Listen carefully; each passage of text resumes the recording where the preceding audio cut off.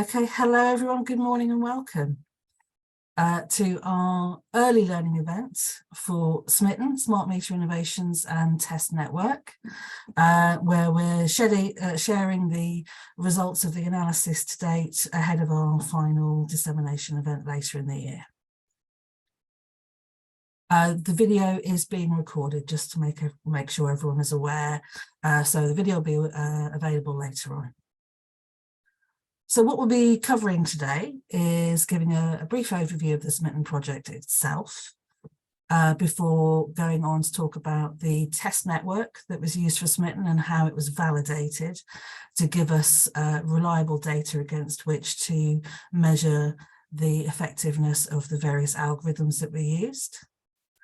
And then we'll move on to looking at the results of each of our 4 use cases, which related to phase identification, profiles were used by the planning team, making sure that we understood which feeder customers were connected to, and also seeing if we can use the smart meter data for LCT detection.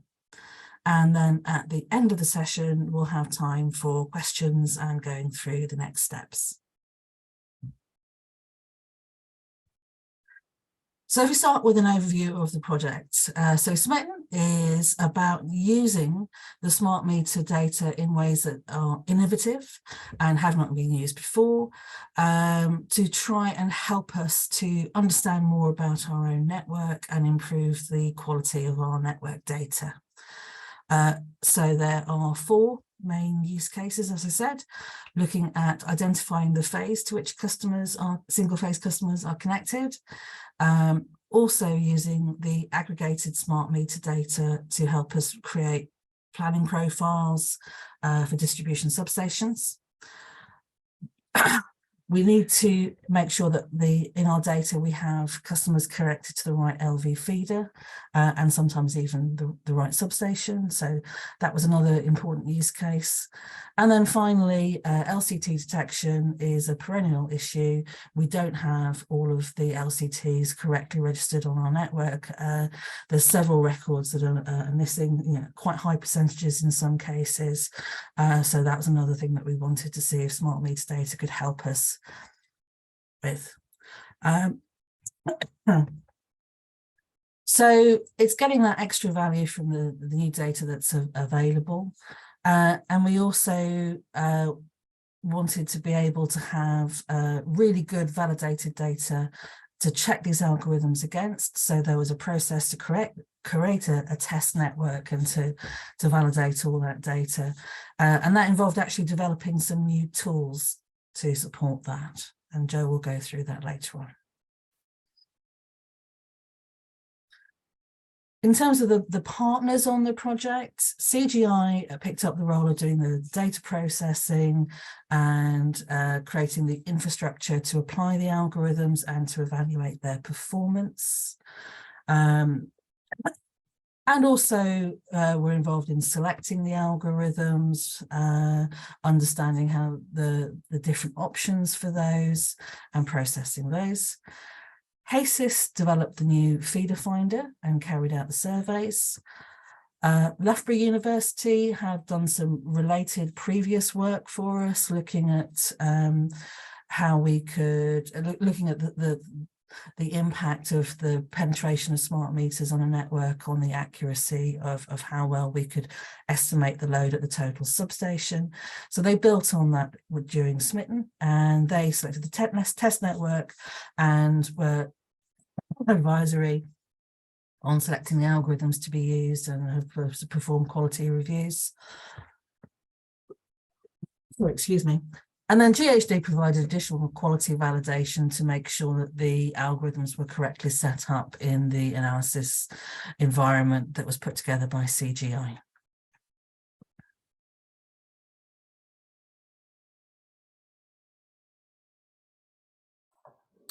Hi, okay, so I'm Andrew Urquhart from Loughborough University. I'm just going to say a little bit about the data that we've got available and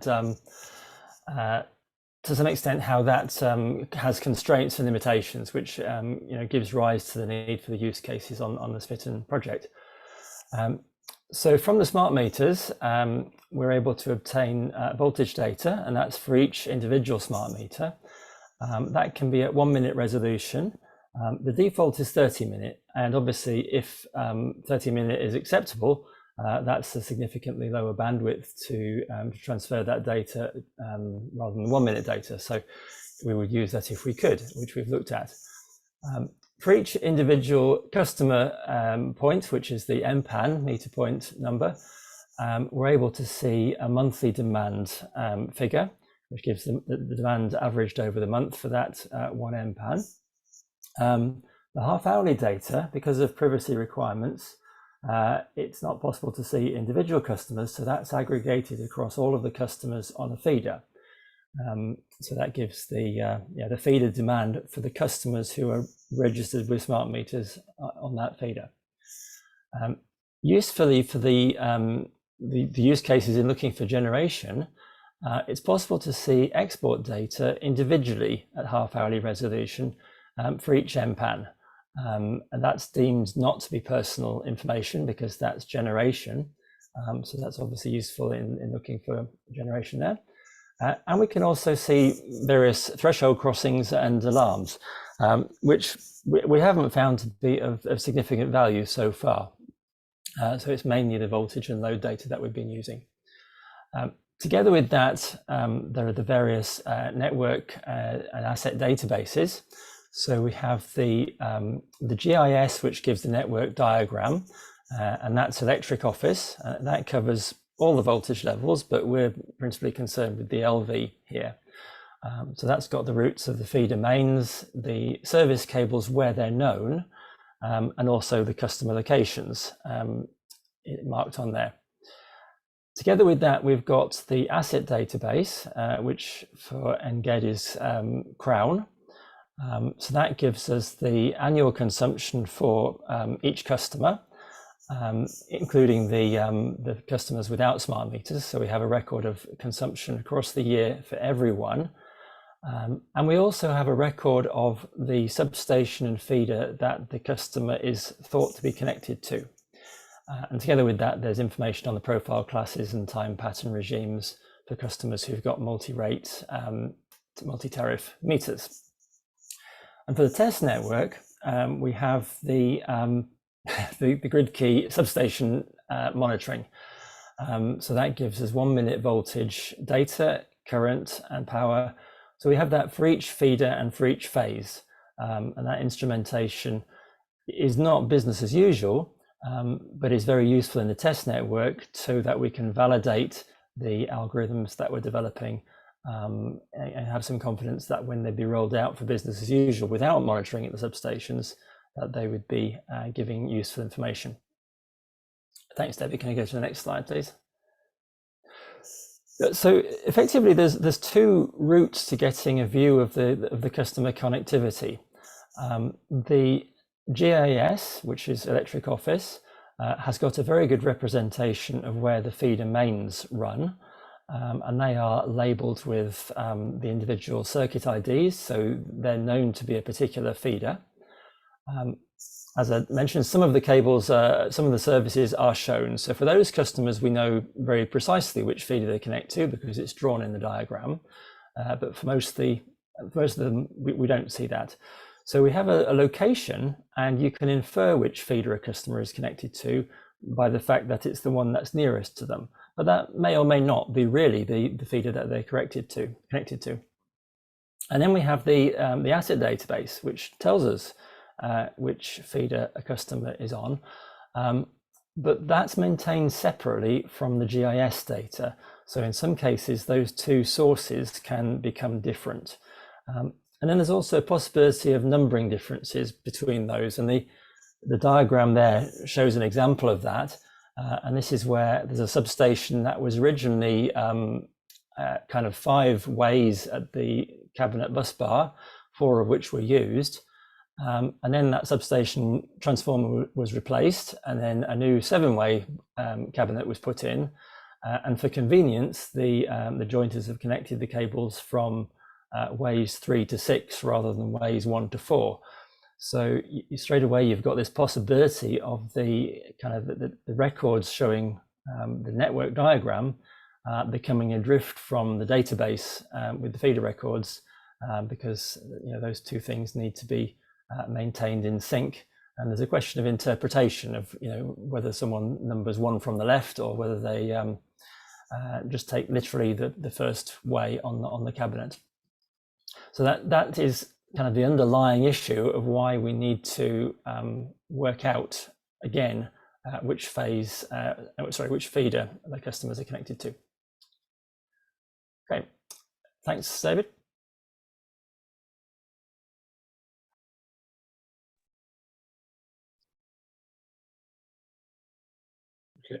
Okay, good morning all. I'm Joe Hayden from HASIS. One of the things, once we had identified the test network, which is a part of a network within Milton Keynes, it consisted of around 40 substations, which equated to 8,000 properties. The phase finder tool that you can see on the screen, we actually already developed that, so that was an available piece of equipment. So we were very early able to commence the phase surveys, which we started, decided to do it in 2 sets. We started the first set on the 1st of July, and that lasted for just over a month. And during that time, we were able to survey 4,000 properties. Now, as well as doing the phase survey, it was decided that it would be useful if we also took photographs of the smart meters, because all the properties, the smart meters were in external cabinets. Also, at the same time, we looked at any signs of LCT devices, and they were manually recorded.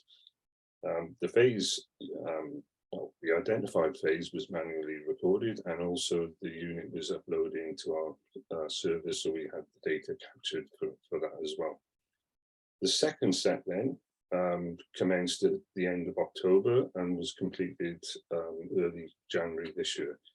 So that completed the phase survey, which gave us over 8,000 properties. That was quite a big phase data set that we were able then to provide to the rest of the project for the data validation purposes of the 4 use cases. Next slide, please, David. So whilst the survey was being undertaken, we were busy developing a new tool that would allow us to identify the feeder connectivity for the properties.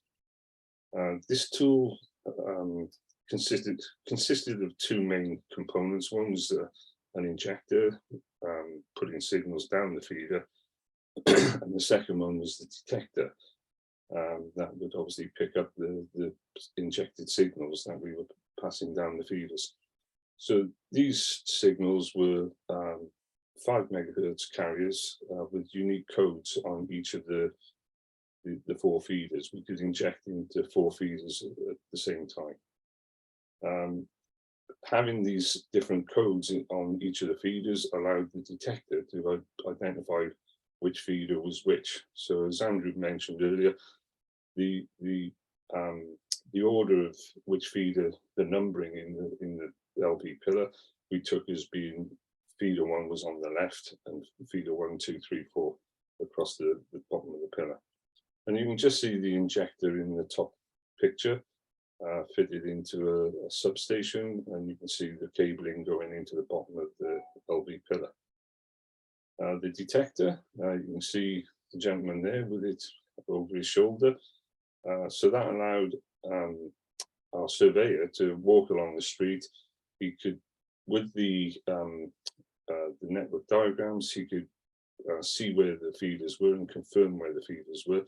So the tool also worked quite well as a feeder tracing tool.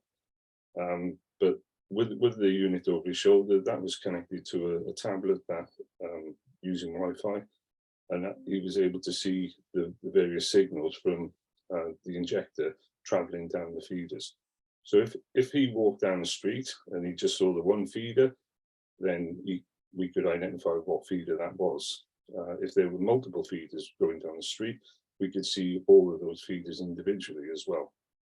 And then once we walked up to the property, we could actually see which feeder was connected to that property. So once we developed the equipment and we did some initial testing, we were ready to then commence with the surveys. So again, we returned back to Milton Keynes. We identified particular substations that were more of a priority than others because of some of the information that the algorithms had produced or had already produced. So we surveyed around 20 substations. One of the learnings that we discovered during the surveys was we would lose some of the signal at some point. So we would walk along the street and roughly about 150 to 200 meters away from the substation, we would stop seeing the signals. It's decided at the time that probably wasn't going to be an issue, because once you've identified the feeder going up the street, you've already got your answer. And so we completed the survey and then we're able to, as with the phase survey, provide a data set to the rest of the project for them to validate the algorithms that have been developed. Okay, and thanks very much.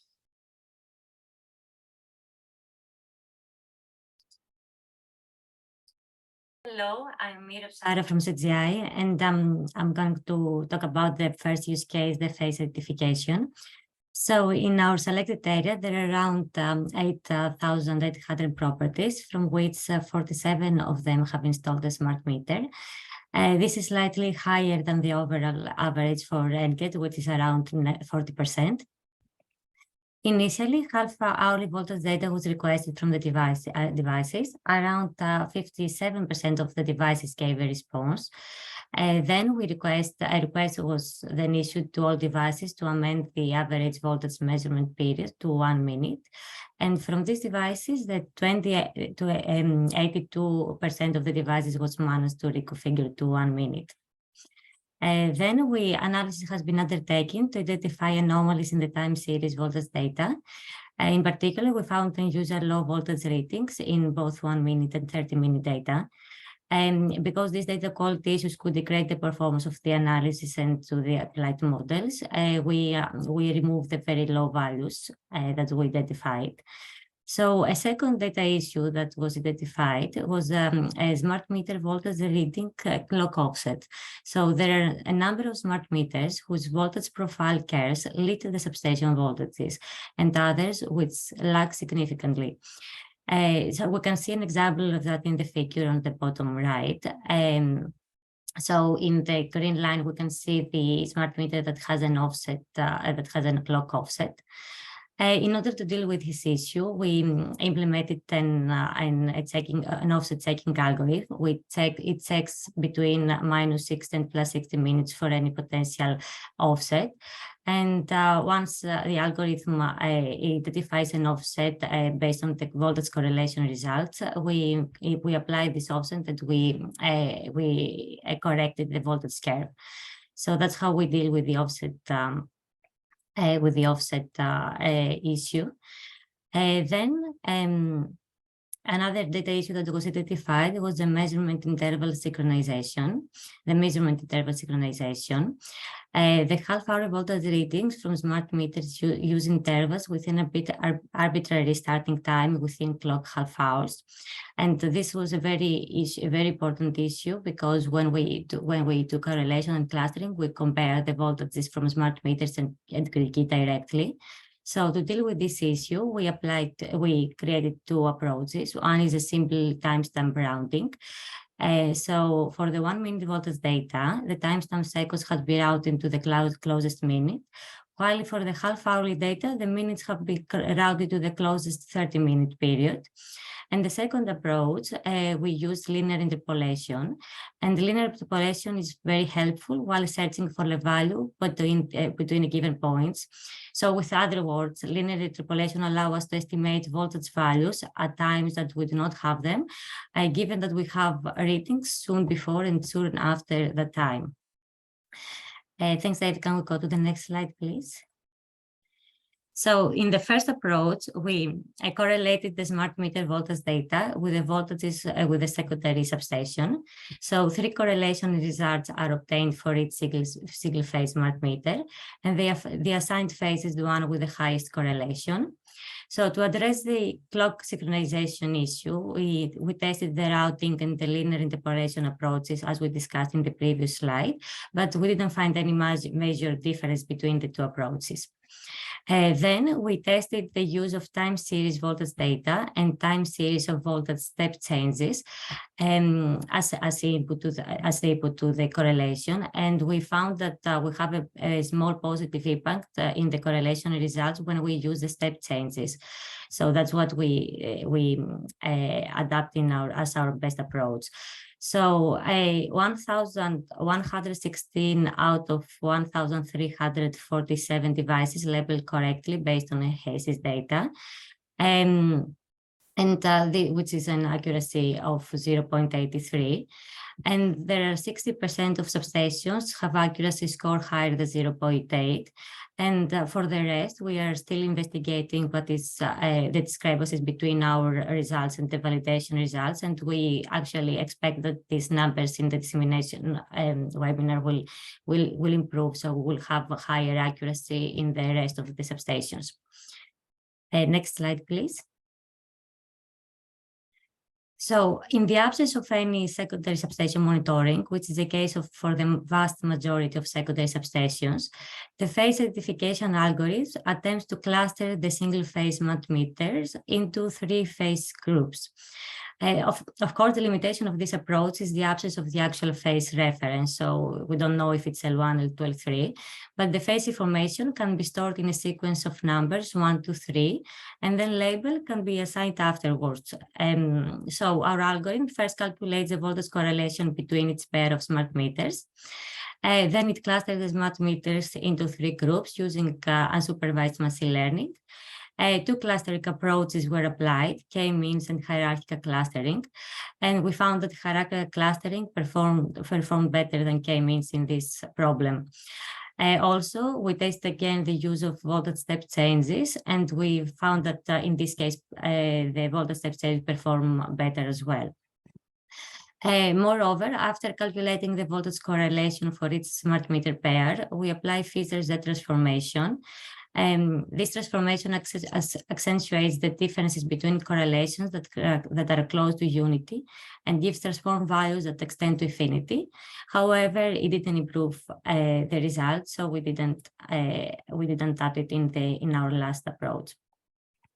To calculate the accuracy of this approach, we label each cluster using the HACES validation data. And in the image on the right down corner, we can observe an example of the optimized clustering results for one assembly substation. On the right, there is a heat map which shows the correlation results for each pair of smart meters.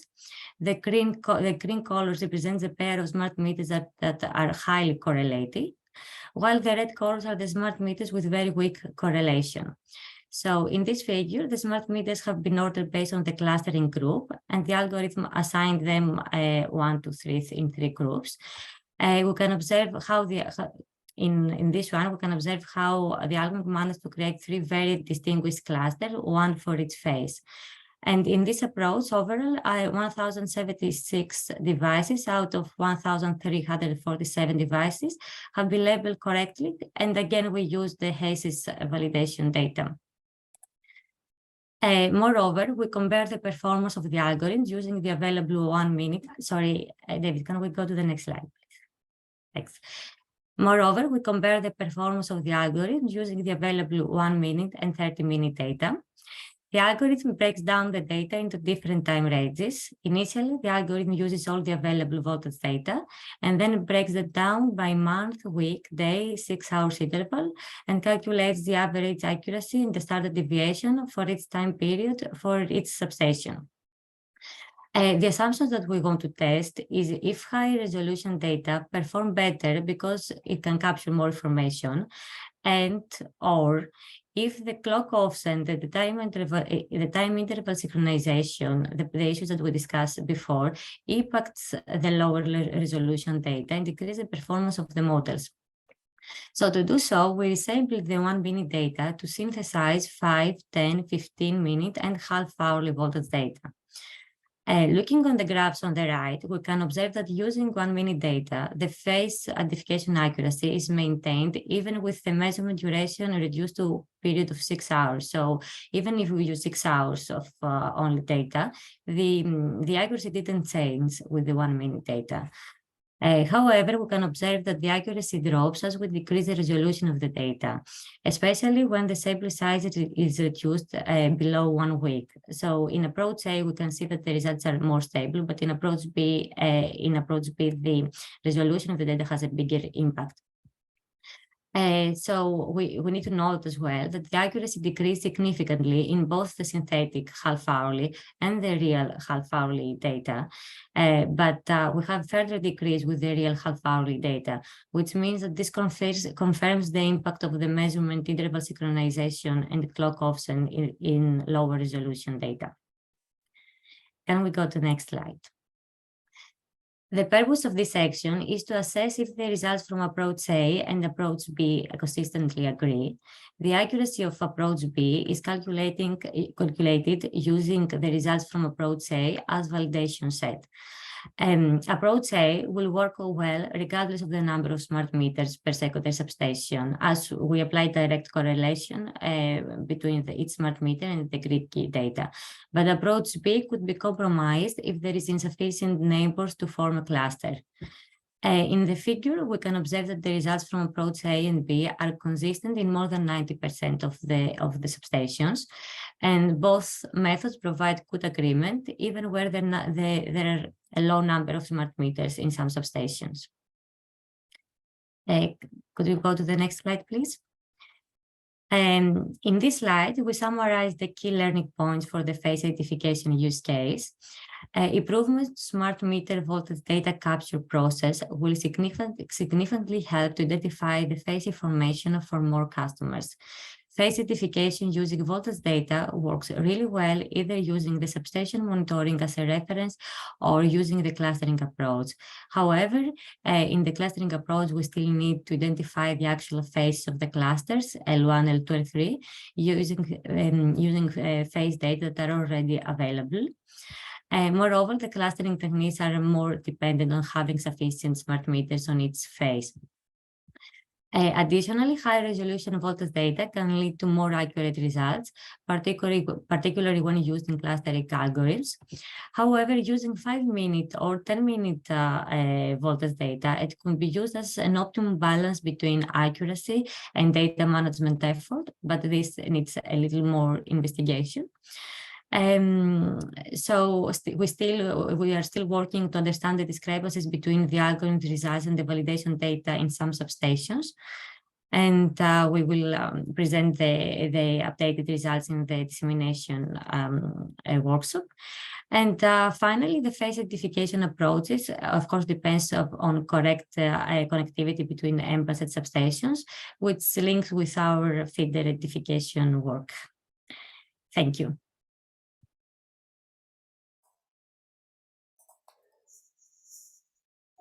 Hi, so I'm not sure whether Nadeem is available, but I'll present this if Nadeem is not around. I think I'll go ahead if that's the case. Okay, so this is looking at the planning profiles, load profiles for each feeder. And yeah, so this is largely the work of Nadeem Al-Hariri from CGI. So what we're looking at here is putting together estimates of the half-hourly demand on each of the LV feeders. And the approach that we've adopted is a kind of bottom-up approach, where we are synthesizing a demand for each MPAN, and then building that up together for each feeder. We're considering just the active power here from those meters, and we are for the moment leaving out unmetered supplies, losses, and reactive power. So we're taking the approximation that the loads from the individual meters is close enough to get us the load as seen at the substation. The main metrics that we're looking at there are a daily average load, a daily peak, and then an annual peak to give us a worst case across the year, and then also the time varying profile throughout the day on a half-hourly basis. So if we go to the next one, that would be good. Thanks, David. Yeah, so the bottom-up approach is kind of building this up from the various data sources that we know. So obviously for the smart meters, we have half-hourly demand, which is already aggregated at the feeder level. So if everyone had a smart meter, and if all the smart meters were on the right feeder in our records, then that would be the answer. But of course, that's not the case. So we actually need to build up an estimate using various data sources. So we have the smart meters from domestic customers. We have some customers which have for a long time been using half-hourly billing, and those are commercial customers, and so we have that individually for each of those customer connections. And then for the non-half-hourly meters, we just have the annual demand for those, and so we need to make an estimate of their demand, and that's principally where the estimation comes in. So there are 4 different methods that have been used, which are sort of in 2 groups. So the first 2 are using some form of generic profile for those. In the first case, we're using the Elexon profiles with kind of the more detailed time pattern regimes to get a fuller profile, whereas in NHH2, the second method, that's just using the 15 standard profiles for the 4 seasons and weekday, Saturday, Sunday, which are kind of looser or less specific profile. Again, each of these in both 1 and 2 there are scaled by the annual consumption for each customer. So there is some element of customer specific demand, but the timing of that demand, we don't know specifically for the customer. That's just a general profile. And then in methods 3 and 4, we're using the smart meter data from the customers that do have them as a proxy for the demand of the customers that don't have them on the same feeder. So if a feeder has got 20 smart meters and there's 40 customers, the other 20 non-half hourly, then we would scale the smart meters and assume that that applies to their neighbors. And we can do that either just based on the number of smart meters and the number of meters that there are, which is the method 3, or we can do a slightly more detailed scaling, which is to look at the estimated annual consumption for those customers with smart meters and without, which is assuming that the annual demands gives a better guide to the consumption. Then there's 2 different approaches we've taken for building the connectivity up. So either, as I mentioned initially, we can take the customer records, which tell us which substation and feeder a customer is connected to, or we can use the network diagram. So there, rather than using the records, we're saying which customer which feeder is a customer closest to, and assuming that that's where they connect. Okay, could you go to the next slide, please, David? So there are a few issues we've noticed with the smart meter data itself, in that there can be spurious values in there. We know that those are spurious because if you look at the monthly records, you sometimes see some very, very high values. And they are a little bit smeared when the data is aggregated across a feeder, because then you're looking at the mean across a number of customers. So we've developed various thresholds to try and pick out when peaks in demand particularly are spurious. There's also a few occasions when data is missing, and of course with our substation monitoring there are also some situations where that also can produce spurious values and missing data. So the approach has really been to prune those data points out and then to include days in the analysis when we've got a reasonably complete set of data for the whole day. Okay, could you move on, please, David? Okay, so in this particular sort of activity, the main concern really is whether we can produce an accurate profile for a given set of customers. And so we wanted to try to separate out a little bit the issue of determining the connectivity, because that's the feeder identification use case. Obviously they link together, but we want to look at the accuracy of the profiles within this particular section here. So the first task here was to decide for a particular substation or feeder, are we going to base the load estimate on the database records from Crown, or are we going to base it on the set of customers that are nearest to the main according to the electric office network diagram? So obviously we only have one set of aggregation data for the smart meters. So, and that is based on the Crown records in the asset database. But essentially what we're doing here is we take that aggregated demand for all the smart meters, divide it down per smart meter, and that then can be used to give us an estimate of the demand per customer. And then we can then reassemble that either back according to the Crown connectivity groupings, or according to the group of customers that we think are correct based on the network diagram. So there's two different re-aggregations we can make of that data. And the idea here is to decide which of those is best. So that we've essentially looked at the four metrics there, the average, the peak across the day, and the peak across the year, and the half-hourly profile. Decide which of those gives us a closest match. And then for now, we're treating that as the one to look at in terms of the profile accuracy.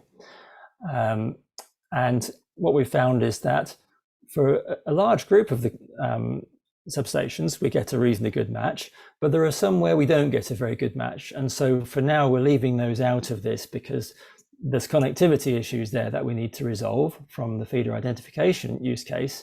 But until that's resolved, it's not really much point in looking at the load profiles. So we've reduced the set from 45 substations down to 34 for the next set of analysis. Okay, could we move on, please, David? Okay, so this is looking at the first of the analysis metrics. So this is the daily peak error. So that's taking the peak demand from the estimated profiles, combining the smart meters, the half-hourly meters, the non-half-hourly meters, everything essentially. Looking at the peak across the day, comparing that to the measured peak, and then taking a relative error for that day.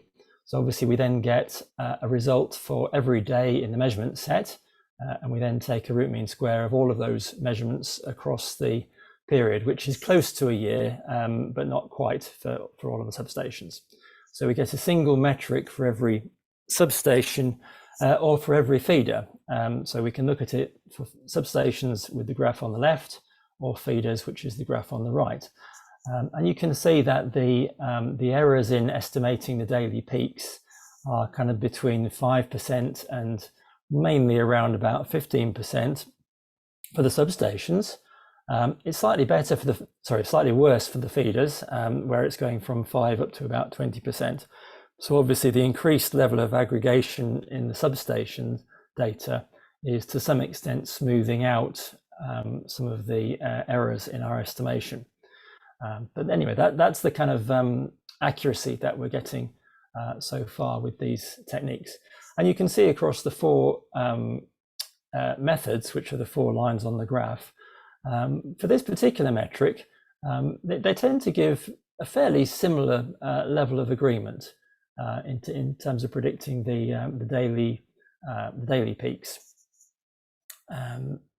But there are slight differences, and the methods 1 and 2, where we're using generic profiles, are a little better than the 3 and 4, where we're taking the smart meters and scaling them up to get the demand for the whole substation or the feeder. Can we go to the next one, please, David? So this is now looking at the annual peak, and this is much more sensitive to individual variations on a feeder. So the annual peak, there's only one number for each substation or for each feeder, so there's no sort of averaging across. We're just looking at a percentage error between the predicted annual peak and the measured annual peak. You can see in the graphs, we've got the substation results on the top and the feeder results further down. And the blue and the orange curves are the two methods which are using generic profiles for the non-half hourly meters. And the yellow and the grey are the ones which are taking the smart meters that are on the same substation feeder and scaling those. So those graphs both show either a positive or a negative error. And a positive value means that we've got an underestimate here, and a negative value is an overestimate. So as you might expect, if you're using a generic profile, which doesn't account for any kind of individual variation between customers, and doesn't really account for variations on a shorter time scale, then that tends to underpredict the annual peaks, because the profile doesn't represent that.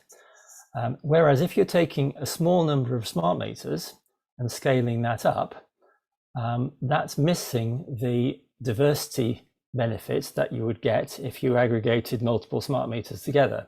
So by just scaling it up, that tends to overestimate the peaks. And so we've got those values deviating in the opposite direction. So so the profiles underestimate and the smart meter scaling methods slightly overestimate. Can we go on to the next one, please, David? Okay, so now looking at the half hourly profiles throughout the whole time period, and looking at a kind of measure of fit, which is a root mean square of all of the different half hours now through that profile.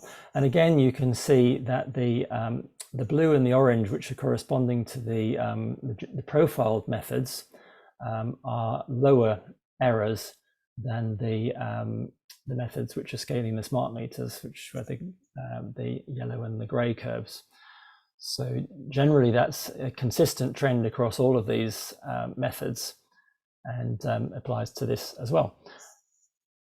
Can we go on to the next one, please?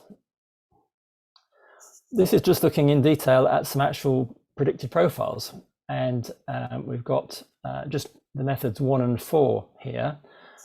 So it's method 1, which is the scaling the profiles on the left, and method 4 on the right.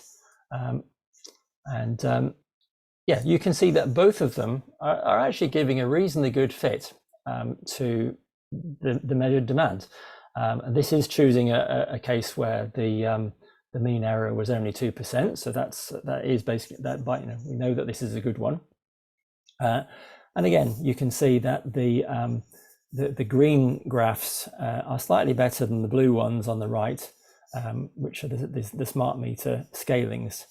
And we tend to find that the scaled smart meter profiles are a little bit more jumpy than perhaps the ones that are built on the profiles. But obviously it does depend on the makeup of customers. So if, for example, most of the customers on the feeder have smart meters, or for example, if you have one large customer that you've got half hourly metering for, then clearly you would expect to get a very close agreement with the measurement. Whereas if you've got a lot of domestic customers who are non-half hourly metered, then clearly it will not be as good. So it varies very much from feeder to feeder. Can we move on to the next one, please? Okay, so just summarizing then, we have had to, in this process, initially choose a method to put the profiles together, either using the database or the GIS to build the connectivity. Then we've built up from that, from the bottom up, demand profiles which we can compare against the substation monitoring for either the substation level demand or the feeder. And we're getting an accuracy in the range of 5 to 20% for the feeder demands and 5 to 15% for the substations. And obviously, the more aggregation you have, that smooths out some of the variations and some of the estimation error. And so the substation estimates are generally better. The annual peaks, so mostly within plus or minus 20%, some of them get it significantly wrong. And it is possible that there are still some connectivity errors in here. We expect that that is the case. So Ira will talk about that in the following section. But even where we've got reasonably good agreement with the two sources of connectivity, there are still some customers who, for which we think we've got the wrong feeder. So of course that affects the profile, all of the estimation techniques here relative to the measurement, which has the exact demand on each feeder. In general, we found that taking a generic profile is a better approach to estimate the demand for the non-half hourly customers than taking their neighbours who have got smart meters. So that is quite a useful conclusion in terms of how to put demand estimates together. So obviously, you might expect that customers who've got smart meters would be a good representation of their neighbours, but in many cases that's not true, because the reason someone may have a smart meter may be that they have some low carbon technologies connected, or it could be that there's a part of a feeder which is serving a newer group of houses, and for example, they might all have smart meters, whereas the earlier part of the housing development might not.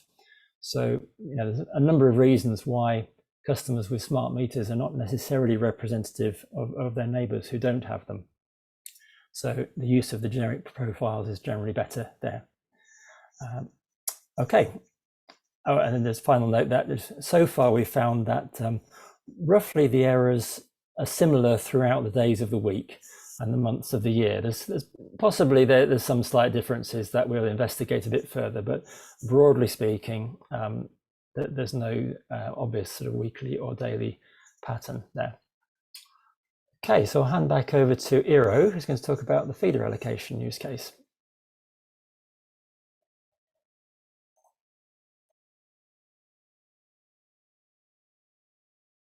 Yes, so for the feeder allocation, we identify five main algorithms, and we are now developing one sixth one, which I'm gonna talk a little more in the next slides. So can you go to the next slide, please, David?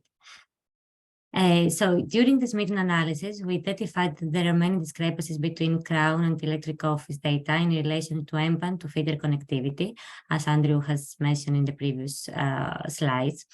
To store the data from electric office and compare them with the Crown data, we use CGI's integrated network model.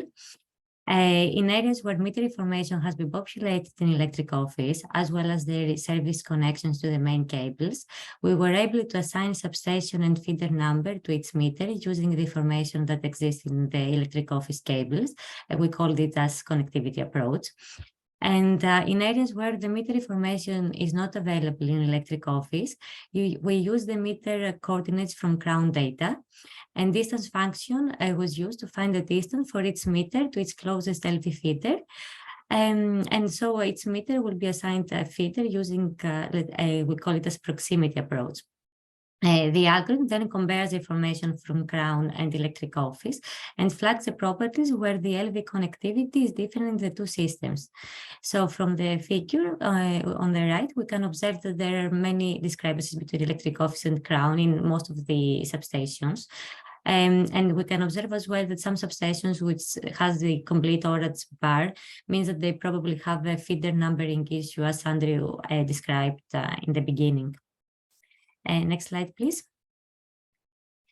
So this slide presents, we identify the outliers from face identification. So this algorithm builds on the results of the face identification use case. The method aims to identify properties that have been assigned to the wrong substation. The histogram on the right illustrates the distribution of the correlation results using a SMITN the time series of the voltage step changes, as we discussed in the face identification approach, because this was proved to be more efficient in the face identification use case. And we can observe that there are a number of smart meters where the correlation values are very low, and this has been identified as outliers and pointed out for review. We need to set a reasonable threshold from what we identify as outliers. So for another way that we are trying at the moment, we saw the results in the face identification use case are very stable, especially when we use 1 minute data. So another promising way to identify outliers is to look for smart meters that the results are not stable and the swap phases when we use different time intervals. And so that's the two approaches that we investigate to identify the outliers. And on the left, we can see a sample substation and the correlation results of one sample substation. We can observe that the smart meters that are highlighted with yellow have very low correlation results and have been reported as outliers. And in this substation as well, electric office data suggests that the smart meters, the ones that they highlighted with yellow, are fed from the neighboring substation as well. So electric office in this substation actually agree with our results. Next slide, please. So in the case of where the examined substation and the neighboring secondary substation are fed from the same HV feeder, the correlation results may be high, even if the property has been assigned to the wrong substation. For example, this figure illustrates an example of two neighboring substations fed from the same HV feeder. The feeders from each substation have been color-coded, with blue the feeders from the substation on the left, and with red with the substations from the right. So for all the properties in this figure, all the dots that you can see, the red dots, are fed from the same substation on the right, let's call it the red substation, according to Crown records. So all these properties are fed based on Crown from the substation on the right. However, if we investigate the previous approach that we discussed, investigating the electric office LV network data and the distance of its smart meter to its closed LV feeder, suggests that these four smart meters, 27, 28, 29, 30, are fed from the substation on the left, the blue one. However, the correlation results are very high, and the algorithms that we discussed in the previous section will not be able to pick them up as outliers because the correlations are really high. So in these cases, the algorithm identifies the substations that are fed from the same HV feeder and recalculates the correlation results using the grid key from the voltage data from the monitoring from the neighboring substation. If the correlation result increases, the algorithm identifies these properties as outliers and highlights them for review. And of course, if we don't have voltage monitoring data from grid key, the process can work with the same way if we identify some smart meters to use as a reference, so that we have high confidence that the allocation in ground data is correct. Next slide, please. So our next approach is focusing on identifying smart meters that have been assigned to the wrong feeder. So we need, in this approach, we need prior knowledge of phase information. So we used for this approach the results from the phase identification use case. So the algorithm first calculates the voltage correlation between each pair of smart meters. And for each phase, we cluster the smart meters into, let's say, M groups, where M is the number of feeders in each substation. Again, we use hierarchical clustering because it was proven to be more effective clustering technique in phase identification use case. So in the figure on the right, you can see an example of the clustering results for a sample substation for one of the three phases. Again, there is a heat map which shows the correlation results for each pair of smart meters. The dark green colors represent a pair of smart meters that are highly correlated, while the red colors or the light green is the ones that they have more lower correlation. So the red one is the ones that they have very weak correlation. So in this figure, the smart meters have been ordered based on the clustering group that the algorithm assigned them, 1, 2, 3, 4. We can observe how the algorithm managed to create 4 clusters, one for each feeder. The substation that we are talking about is the substation that you can see on the picture on the left. So we have 4 feeders. For this phase, the algorithm suggests that one smart meter have been assigned wrongly to feeder 1 and one have been assigned wrongly to feeder 2. And we repeat the same process for the other 2 phases. And in the figure on the left, we can observe the clustering results for this substation. We color-coded the number of feeders. So green represents feeder number 1, pink number 2, brown feeder number 3, and blue feeder number 4. The squares, you can see, represent the properties, and their colors represent their feeder number in Crown records. And on top of the squares, you can see some small circles, which represents the clustering results. So when the squares and circles have the same color, it means that the Crown records and clustering results agree. So the clustering managed to separate feeder 3 and feeder 4 into 2 separate clusters without any changes to Crown records. However, feeder 1 and 2, you can see it's parallel feeders, and the algorithm identified potentially incorrect assignments in Crown records. So can we move to the next slide, please? In this, in the feeder profiles use case, as Andrew explained, we have discussed that we have found that the results from the proposed algorithms are very sensitive to M-PAN to feeder connectivity.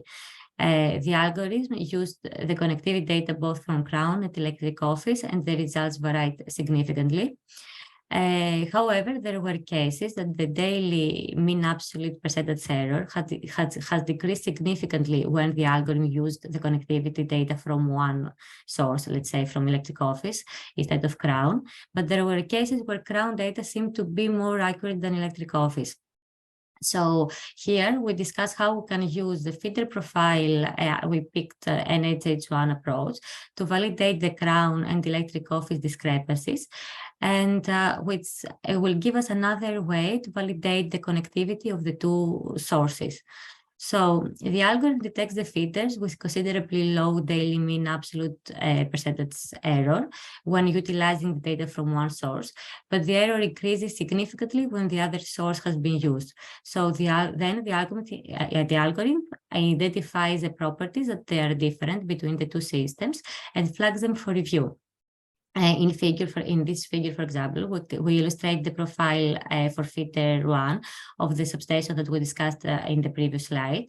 Using the Crown data, the feeder 1 is considerably underestimated, and the feeder 2, I don't have the image here, but the feeder 2 is very overestimated using the Crown data.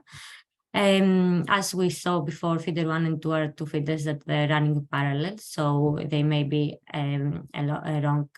many wrong assignments. So using the electric office data, the algorithm suggested that the 10 mempans to move from feeder 2 to feeder 1. Making these changes, the mean absolute percentage error decreased from 29% to 10%. And then we actually incorporated the results from the clustering as well.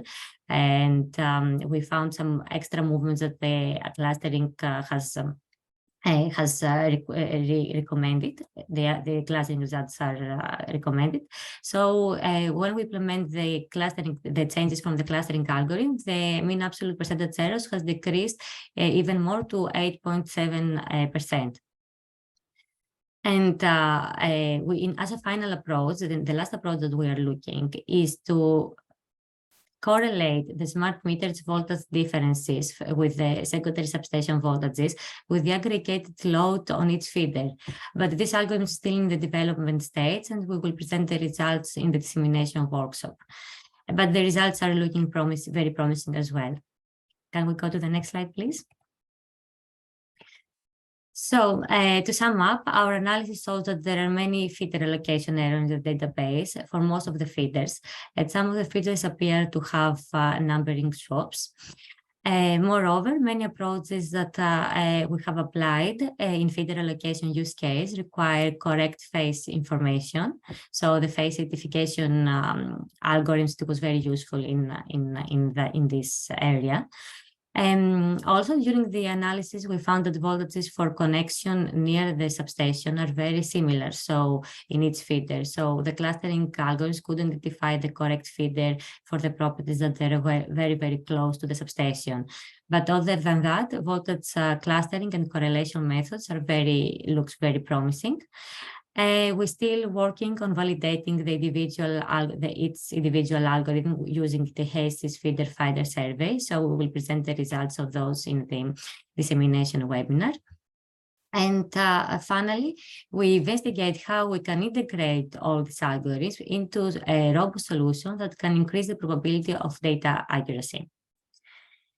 Can we go to the next slide, please? So yes, our last use case that we discussed today is the LCD detection. This slide highlights how we can use export data to identify embedded generations that haven't been recorded in Crown. In the core area, we have low presence of other types of generation. For this reason, we are focused only on PVs. A single algorithm was created which compares the average maximum export of devices with a known PV installation during light time hours, and then compares the average maximum export during the night. In our core area, we have 3.62% of the properties recorded as having PVs in Crown. And from those, 94.1% of the properties with PVs have an average export higher than 0 during the day, while the export is 0 during the night. And we can observe the daily export profile for the known PVs that follows a normal distribution, peaking around the hours of midday. So during the analysis, we found extra 27 properties that they didn't record it in having MPV in Crown, but they have similar daily export profile with the known PVs. And after we used Google Maps to verify some of them, we found we were able to identify 20 properties of that they actually have PVs. So the export data looking really positive, looks really promising. And the next step of that is to create a machine learning algorithm that utilizes this half-hourly active export data, the half-hourly export data, and other data sets such as weather data, for example, to identify other types of generation if they are being present in the property, such as batteries and wind turbines. But we need to expand, in order to do that, we need to expand our core area to identify more properties that have extra other types of generation. Next slide, please. Moreover, we analyzed the monthly aggregated consumption data to see whether or not could you use them to identify EVs. we requested aggregated monthly consumption data outside of the core area to receive more data that have recorded to having EVs, because the properties with EV chargers it was very limited in our core area. The aggregated monthly consumption data for all the devices are available for 12 months from February 2022 until January 2023. Apart from the aggregated monthly consumption data, we receive the maximum demand and maximum consumption data that have been recorded in any half-hour period within the month. We have requested the daily maximum data, which will be another very useful data set. But this probably will be available in the future. So in this analysis, we're going to assess different assumptions, including like if the property with an EV may have higher monthly consumption compared to a property without EV. Also, maybe we can find unusual spikes during certain months, such as during the summer, that can be indicative of an EV charger. Also, monthly demand could be maybe could be more constant and not vary significantly if a property has an EV. However, we need to consider the limitation of this data set, because we had limited data points are available. We have only 12 data points for each device, making it very difficult to understand any consumption pattern changes from an EV installed within the 12 months. Additionally, the goal of the classification model is to be able to distinguish between positive and negative examples. To do so, we need data that contains both positive and negative examples, which are fully labeled. So we need to know if we have properties that have EV and the properties we don't have in EV. But in our use case, the training data consists of positives and unlabeled properties. So we have knowledge about LCT installations in Crown, which is our positive set. But for the rest, we don't have any knowledge if the properties have an EV or not. So we call them as unlabeled properties. And finally, we have very limited data for properties with heat pumps and properties with more than one type of LCT installation. For this reason, in this analysis, we will focus on identifying EVs. Next slide, please.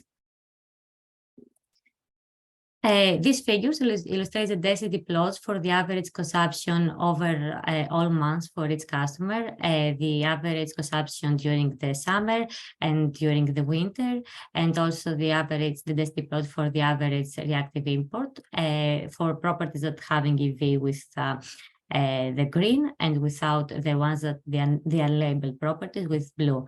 We can observe that many properties with EVs have higher average consumption. However, we can notice that there is an overlap in average consumption between the properties that have EV and the properties without LCT. From the scatter plot, we can observe that most of the properties with EVs have high average consumption during the winter and high maximum consumption during the summer. But also we can observe that many properties without EVs have high consumption in the winter, but low maximum consumption during the summer, which will be a good indicator for our model. Next slide, please. And finally, we analyze the graphs are the density plots for the median maximum consumption over all months for each customer, and the density plot for the maximum consumption that have been recorded in any half-hour period during the whole year. And we can observe that properties with EV tend to have higher maximum consumption again, without than the properties which are unlabeled. Without most of them, they don't have an LCT. However, we can still see an overlap between the two approaches, but the maximum consumption look more promising. You can find bigger distinction between the properties with EVs and the properties without. Also, we analyzed the time that the maximum consumption has been recorded for each month, but we can observe that there is no any major separation in the time between the time with the properties that have EVs and the properties without. Next slide, please. To identify EVs, we tried many algorithms. First, using the monthly consumption data, we tried to identify EVs by comparing the unlabeled properties with the median consumption profile for the known EVs, but the algorithm didn't perform well. Then we tried some binary classification algorithms. The goal of the binary classification is to train a model that can distinguish between two classes of instances based on their attributes. So in our case, if a property has an EV or not. As I said before, traditional learning algorithms require the trained data to be fully labeled. However, as I mentioned, we have only positives, the properties that have EVs and then the unlabeled data. So learning from positive and unlabeled data is a special case of binary classification, and that's what we applied in this case. We try as well one class support vector machine, and the one class support vector machine is a model that trained to using only the positive examples. It is commonly used for anomaly detection, where we try to identify examples that are different from the normal data. But again, in our cases, in our problem, didn't perform well. And then the algorithms that the performance is good is the weighted. We tried some weighted ML models. In this approach, we converted the time series data into statistics that we can train the model with. From the 12 months of active import data for this device, we created several feature statistics, such as the average monthly consumption within the 12 months, the average maximum consumption, the standard deviation, the maximum consumption during the summer, and many others. And we tried 3 models, XGBoost, SVM, and logistic regression. On the top right, we can see the ROC curve for the 3 models. The true positive rate is in psi-axis, represents the proportion of observations that are predicted to be positive when indeed they are positive, while the false positive rate in the x-axis represents the proportion of observations that are predicted to be positive where they are actually negative. In our case, of course, they are not negative, they are unlabeled. So maybe some of them, they're actually positive. That's what we want to predict. So when we plot an ROC curve, we plot pairs of the true positive rate and false positive rate for every possible decision threshold. In our problem, we are interested in the area where the false positive rate is less than 0.1, as we don't expect the unlabeled properties with EVs to be more than 10% of the total properties. In that area, as you can observe from the graph, the SVM model seems to perform better than the other 2 models. And choosing a reasonable classification threshold, we identify 70% of the properties which have EV charges in Crown have been classified as EVs, while 8% of the properties that are unlabeled have been classified as EVs. In the right as well, in the bottom right, you can see the future importance from the XGBoost model, and we can observe how the features are reported for the model. So we can observe that the summer average is an important feature for the model, as well as the maximum consumption. Next slide, please. Finally, we analyze the voltage data to identify trends that may reveal the existence of an EV. Devices with known EVs have occasional drops in voltage for several hours at a time. We can see in the figure on the top right illustrates an example of 3 devices that are connected to the same substation at phase. Device 3, which has an EV, appeared to have a big drop of the voltage for some hours during the day. So to prepare the data for the modeling, we looked at subtracting the key voltage data from each smart meter device to try to cancel out general voltage trend seams across all the devices on that phase. So it will be easier for the model to identify the drops caused by EVs. But in the absence of the grid key data, and we're moving towards on that approach, we subtract the voltage data from another device on the same phase, on the same feeder. This gives a new time series of the difference in voltage between the 2 devices. So the drops in voltage should be much more easily detected by an algorithm, as you can see you can see the results from the subtraction on the bottom of the images in the bottom. So we managed to remove a lot of common variations between smart meter devices that connect to the same substation and to the same feeder. So at the next step, we are looking to create a pattern recognition algorithm, which will be able to detect these drops, but this is still in development process. It's in development. So can we go to the next slide, please? To sum up, the potential for detecting various types of generation using half-hourly export data for individual MPANs is quite promising, including PVs and other sources. Also, PU learning, positive and unlabeled learning and weighted machine learning algorithms are very promising to identify these using the monthly aggregated consumption and maximum consumption data as input to the models. Also, the summer consumption and the maximum demand are very important features for the models, as we discussed before. Finally, the next step for the voltage data is to identify these due to distinct periods with large drops while charging. So we are looking on creating a pattern recognition algorithm to identify these voltage drops caused by EVs. Thank you.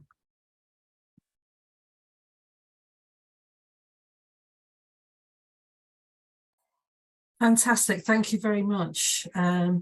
Yeah, quite a lot of content there, but I think you can agree there's some really, really promising approaches giving some good results there that can help us to improve our network data and move forward. So does anyone have any questions? And I think the best way of approaching this is if you raise your hand and I can unmute you.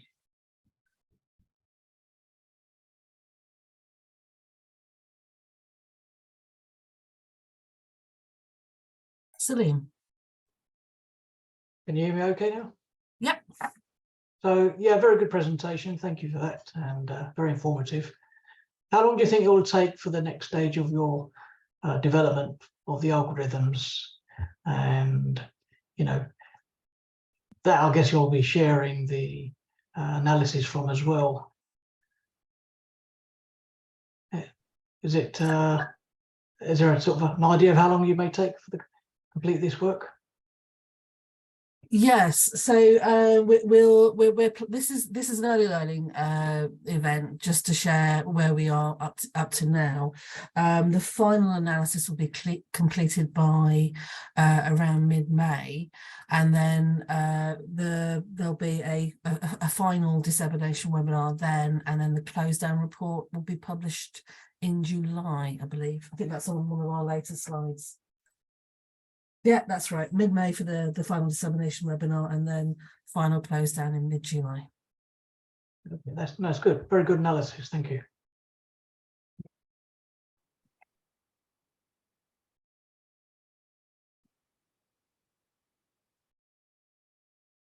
Anyone else?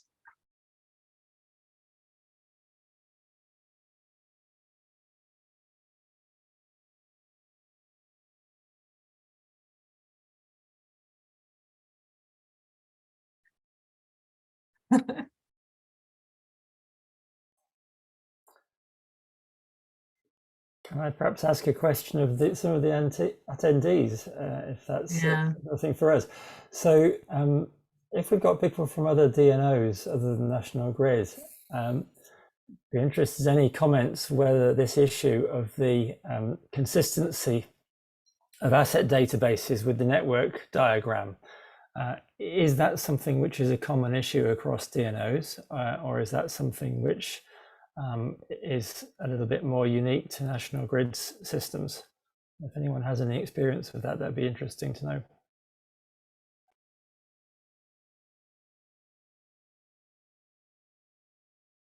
Salim, you should be unmuted now. Oh, can you hear me okay? Yep.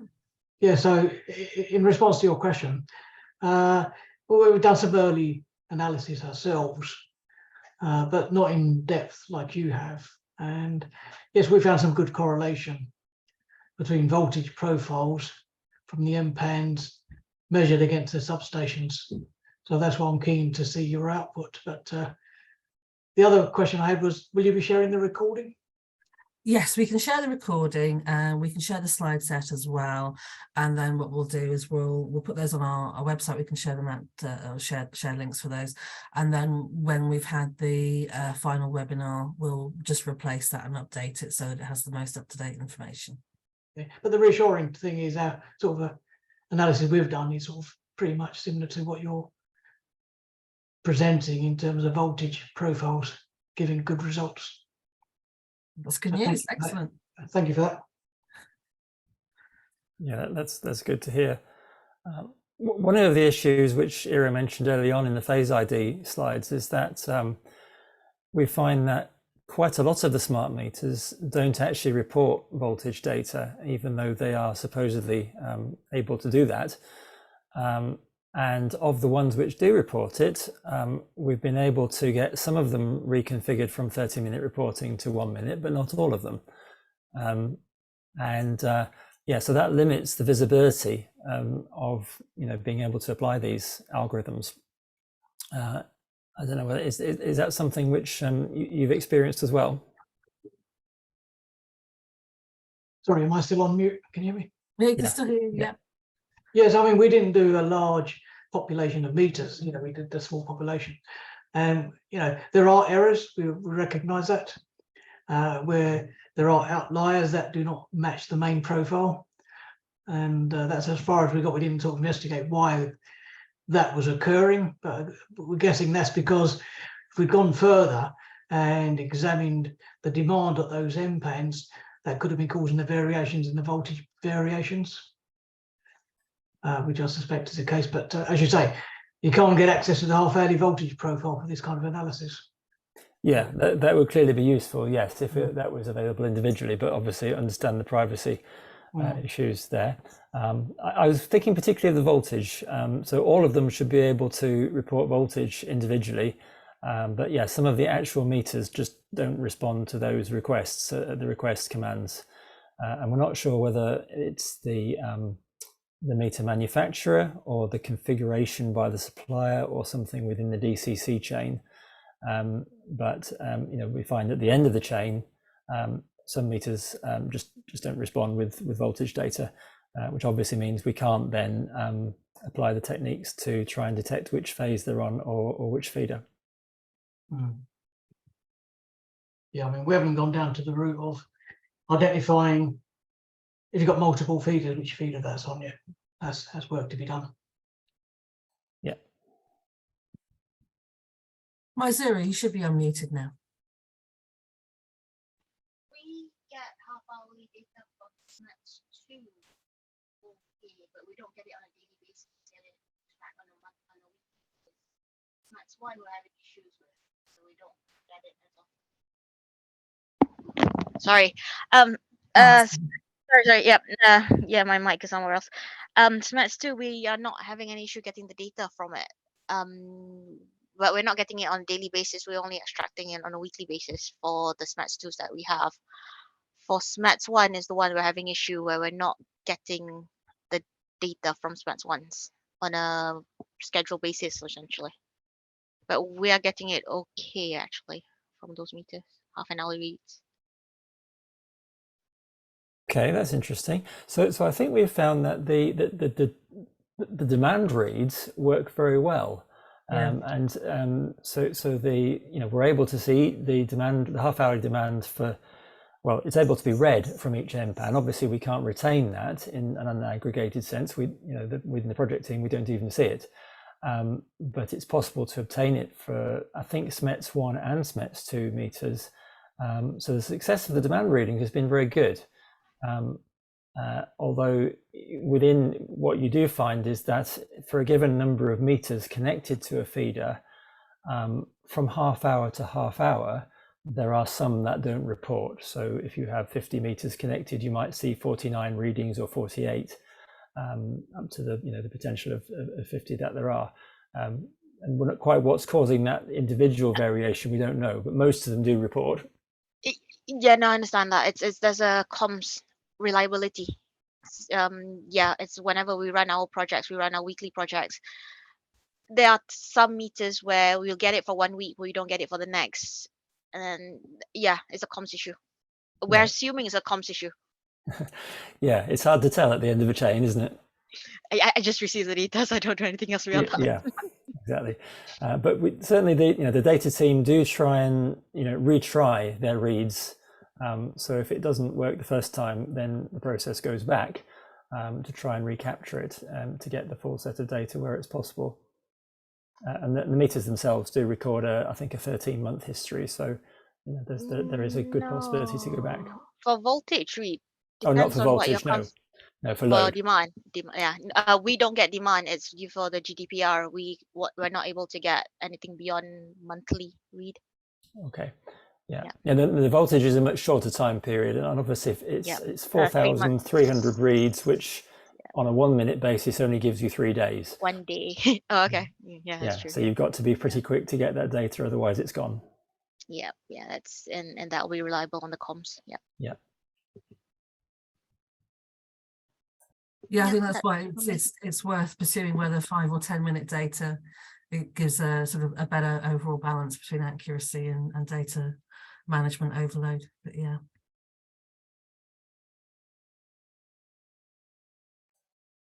I don't know whether Ira would comment on that. That is something that we've looked at.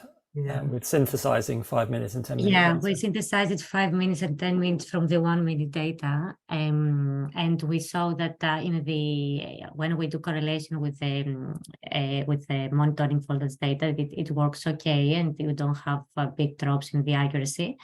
But in the clustering is more sensitive, so higher resolution 1 minute it works better. But still the accuracy was high. But the thing is that when we synthesize 30-minute data, the accuracy drops as we expected. But the real half-hourly data, the accuracy drops more. So this means that probably the time synchronization issues of the smart meters affect the results as well. So you probably were going to have these issues in the 10 minutes and the 5 minutes. But I think it's a good compromise between the 1 minute, the 30-minute data, and because 1 minute could be very expensive to store and download this data processing.